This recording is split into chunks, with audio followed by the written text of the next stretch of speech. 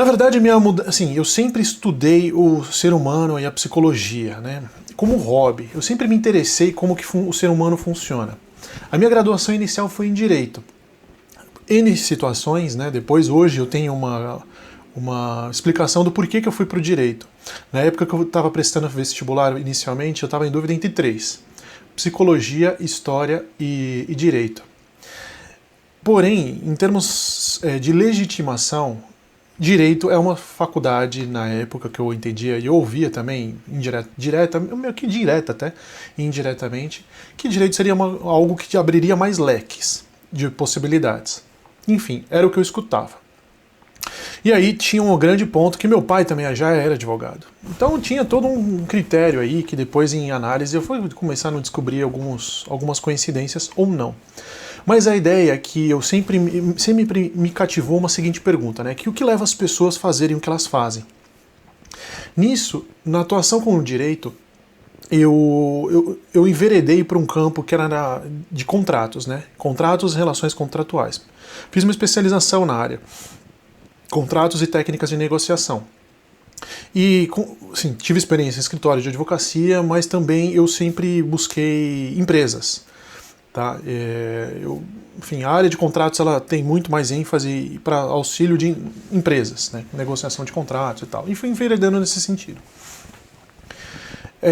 O estudo da psicologia e do comportamento do ser humano, ele sempre foi indiretamente, né? Eu sempre li aqueles livros que antigamente era chamado de autoajuda, né? Para a gente entender o ser humano. Isso sempre foi em paralelo comigo. Eu sempre tive um ar meio que psicologizado das coisas, querendo entender o comportamento das pessoas, enfim. E aí, conforme eu fui me notando, eu fui percebendo que tudo que eu faço tem a ver com relações, né? Isso com aquilo, aquilo com outro, isso e aquilo. Como é que funciona isso, né? Tanto que contrato nada mais é do que um acordo entre partes, né? Um acordo de vontade entre partes. Que as partes não sabem necessariamente, não estão conseguindo necessariamente resolver os conflitos por si, e aí faz os contratos e faz um acordo. Beleza. Eu atuei durante muito tempo em empresa e tal, tudo bem. Fui bem sucedido na área, tive destaques, ganhei prêmios, fiz especializações e tal.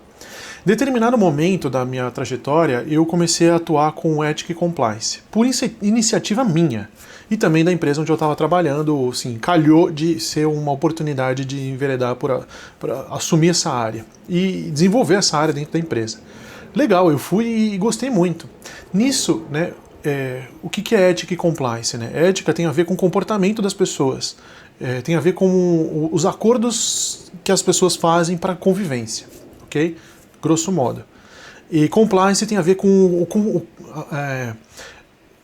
o comprometimento, né, a conformidade, fazer com que esses compromissos sejam executados, né, mecanismos que a gente pode utilizar para que esses acordos sejam cumpridos. Isso dentro das corporações, né? Não é considerado uma lei de compliance, porém são as regras de convivência, né?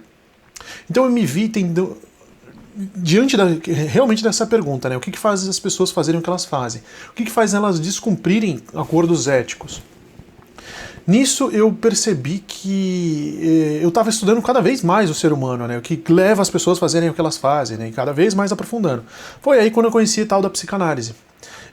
Uma amiga minha que me apresentou e falou: nossa, existe isso, psicanálise e estudo inconsciente, né? O que leva as pessoas a fazerem as coisas que elas fazem, só que por motivos inconscientes. Nossa, que interessante, eu já ouvi falar de Freud, de psicanálise, de inconsciente. O que é a diferença de psicanálise e psicologia? Eu não fazia a menor ideia na época.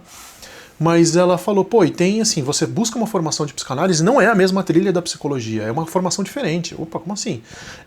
Você faz uma formação específica, né? Não é uma graduação, você faz uma formação específica em psicanálise, em que você vai atuar com isso, vai ter uma formação teórica, vai ter que passar por uma análise individual, e tem toda uma questão de você atuar com uma supervisão. Eu falei, nossa, interessante, vou pesquisar. Passou um tempo, enfim, acho que não... De imediato foi com aquela curiosidade e tal, mas em determinado momento eu fui averiguar, né, como funciona isso. E aí comecei a procurar lugares para eu cursar essa formação. Encontrei um lugar interessante e achei, assim, por bem, vamos lá. Comecei a fazer um curso de formação teórica em psicanálise. algo me cativou de uma forma que eu cheguei à conclusão que era aquilo que eu queria fazer. Em determinado momento do curso de formação existe um estágio. No estágio, com o meu primeiro atendimento, estava super nervoso, né? Como é que eu vou fazer? Será que eu já tenho capacidade suficiente para atender alguém e tal? Isso sempre vai percorrer para todo profissional, independente da profissão.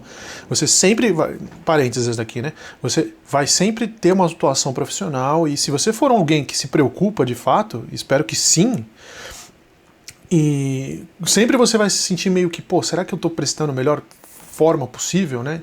Então, assim, será que essa graduação, será que essa formação me prepara para aquilo que eu vou desempenhar? Se você for alguém preocupado, eu acho que você tem que se questionar sobre isso. E eu me questionava. Mas enfim, eu vi aí nos pacientes que eu fui começando a atender que eu estava vendo, assim, estava vendo valor ali. As pessoas estavam encontrando valor naquilo que eu estava entregando. Então eu falei, ó, acho que alguma coisa está dando aí, né? E nesse processo de análise, né, de prestar o serviço de análise, eu comecei a me identificar de uma forma que era aquilo que eu queria fazer para toda a minha vida. Além disso, né, a ideia da formação, né, dizem que a formação é a formação inicial em psicanálise. A gente nunca se forma e acabou, estou formado. É sempre uma constante melhoria, né? A gente sempre vai procurar melhorar. Então eu já, assim, outra coisa, eu queria estudar mais e ainda queria ter formações que pudessem me legitimar e que pudessem ter alguma forma de agregar para mim, né? E além de tudo, tinha um sonho do mestrado. E aí, mais para frente, me enveredei por, enfim, qualquer outro dia eu conto como foi a história do mestrado, mas eu entrei no mestrado na área de psicanálise e educação, que são, enfim, pontos de convergência de toda a minha história. Outra hora eu entro mais sobre isso. Mas aí onde eu quero chegar nesse vídeo, né? O que me fez garantir para fazer uma transição total de carreira entre atuar no mundo corporativo, né? Numa época eu estava trabalhando paralelamente nos dois. Depois eu saí daquela empresa e dei o all-in na clínica de psicanálise. Foi algo que eu não tinha certeza se eu ia ter pacientes, que eu ia conseguir me desenvolver, né? Se eu ia conseguir me sustentar só com a clínica. Mas aí eu descobri, investiguei, pesquisei como fazer, eu não queria ficar postando, né? Todo mundo ficava postando eu via vários anúncios no Instagram de serviços de psicologia, assim, dizendo agenda aberta, coisa assim, eu não sei, não me pega muito bem. E aí eu descobri que como funcionam criação de site e anúncios no Google. Foi aí que, depois de um tempo, depois de aproximadamente 6 meses, 4 a 6 meses, a clínica já estava se pagando. Eu já conseguia, não só a clínica já estava se pagando, mas eu conseguia sustentar todos os meus gastos, que não eram baixos, com a clínica de psicanálise. Depois de um pouco mais de 6 meses, eu estava ganhando mais do que eu recebia na empresa que eu estava trabalhando. Bom, tudo isso porque eu não tinha nome por aí, né? Ninguém me indicava pacientes, eu não tinha pacientes que pudessem me recomendar. Então eu contava com ninguém. E aí foi um anúncio no Google. O Google, fazendo anúncios via plataformas pagas no Google, eu consegui me divulgar, sem precisar ficar postando. E acho que nem tinha na época perfil em Instagram, coisa assim. Não teve divulgação de conteúdo no Instagram ou qualquer coisa assim, ou no YouTube, para poder me divulgar, né, os meus serviços. Foi tudo anúncios pagos pelo Google. Isso até hoje. Hoje em dia eu ainda pago um pouco de anúncio. Tem muitos mais os pacientes que hoje chegam por indicação, né, pessoas que já passaram por mim ou, enfim, e indicam meu serviço para outras pessoas. Mas eu ainda tenho uma parcela lá que tem o meu site divulgado. Isso é para continuar alimentando o Google, enfim, ficar bem ranqueado na questão de site e tal. E isso até é um curso que eu desenvolvi, que é como iniciar como guia para o início da terapia. É um curso que ensina como que a gente faz esse tipo de link patrocinado no Google, né? Como que as pessoas podem encontrar os serviços do terapeuta sem que a gente precise ficar anunciando. E isso é o que resolveu para mim. Né? E eu acho que, sei lá, eu acho que se tiver alguma forma que possa dar garantia, na prática, na vivência, você vendo que isso dá certo. Eu tenho divulgado esse curso, tenho divulgado como que funciona esse tipo de atendimento, né? de link para o Google, né, como usar o Google para te ajudar a você ser encontrado, por esse valor simbólico que está nesse curso, né? Então eu coloco ele disponível para as pessoas, justamente eu criei ele tanto para mim quanto para as outras pessoas que possam ajudar, né? Porque muita gente eu já vi com medo de fazer uma transição profissional, com medo que vá dar certo essa outra. E se a gente tiver mais casos, eu acho que por isso que talvez esteja gravando esse vídeo, mais casos que a gente veja que deu certo essa transição, mais a gente pode incentivar. Um grande ponto do mundo corporativo, e aí eu falo mais também em outro vídeo, se alguém se interessar, é que hoje a gente muitas vezes se vê numa vida presa, vazia, sem sentido, em que a gente não vê perspectiva de mudança. Talvez, sim, eu acredito que durante um tempo a gente, assim, considerando que seja um estágio, um processo, um percurso que a gente tem que superar para a gente chegar aonde a gente quer chegar, e durante esse período seja um pouco mais sofrido, ou seja um pouco mais difícil, nem todos os dias são flores, ok, eu aceito. Mas se a gente se adapta e começa a viver numa realidade em que a gente é infeliz e apenas fica num modo de sobrevivência, isso não é vida, né? Viver não é sobreviver. Então viver para pagar as próprias contas sem que tenha algo que faça sentido, eu acho que é bem complicado em termos de saúde. Agora, não digo que todos são flores, né? Eu encontrei significado pessoal quando eu fiz essa migração, não que eu não goste mais da área do direito, eu adoro contratos, adoro negociação, tanto que hoje em dia a minha grande atuação na clínica tem a ver com clínica de casais. O casal não é muito um acordo de vontade entre as partes, em que as partes não conseguem muitas vezes chegar a um lugar comum? Pois é. Então, indiretamente, eu ainda mantenho muitas coisas do que eu aprendi na época de solução de conflitos e negociação de contratos, agora para uma clínica terapêutica. Então, as coisas não são perdidas, né?